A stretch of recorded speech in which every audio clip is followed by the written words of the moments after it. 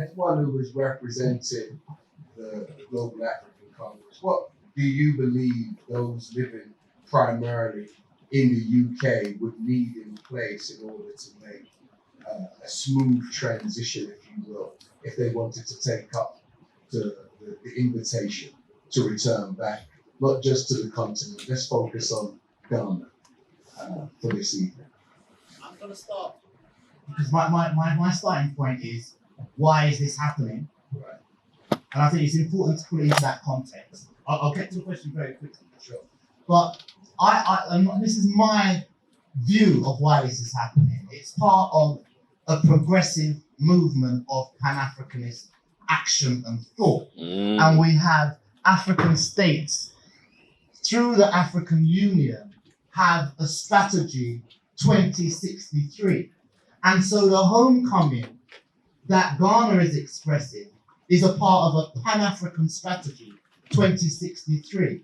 And so the liberalization of movement of people, goods and facilities, which is what the African Union is essentially about. And the whole idea of the homecoming, so it is about Africans around the world having that freedom of movement. One of the quick wins in Agenda 2063 was passports, an African passport. And we're moving in that direction because, so I'll get to the question. So that's the context. We've got a Pan-African organization and a Pan-African organizational strategy.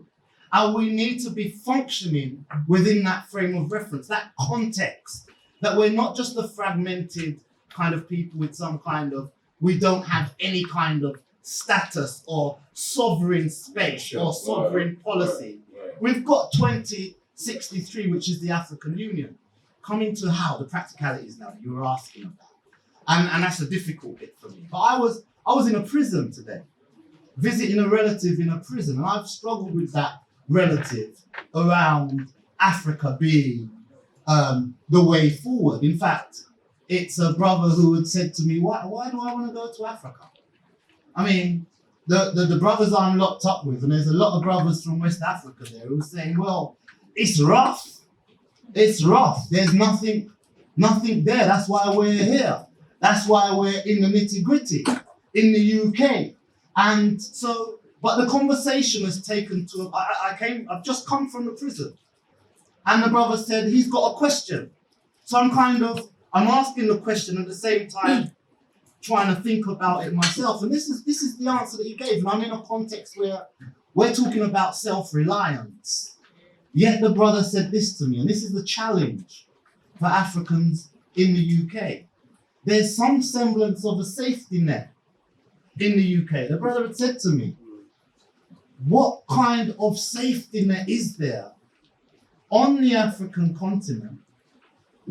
And let me say Ghana, for Africans who have lived in a place where there is some level of access to housing, access to a little piece of money to eat some food.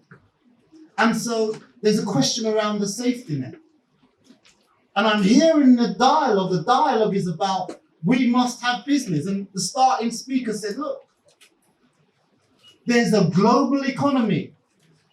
And there's a global economy in which we have to take our place. But the starting point in taking that place, I hear people say, look, I'm traveling. I've been hearing brothers saying they're traveling down to Africa for years. I've got my little piece of land in Ghana. I've got my little piece of land in Gambia. But my pocket don't take me as far as Birmingham, much less jumping on a plane and going that far and saying I'm buying it. So in terms of the starting point, because most Africans in the UK, though we're relatively wealthy, we're living in a situation where it's hand to mouth. Wealthy in comparison to the rest of the African world in terms of per capita income or household income. Because most in here would say you're not wealthy, right? Yeah. Any wealthy people in here? Spiritually.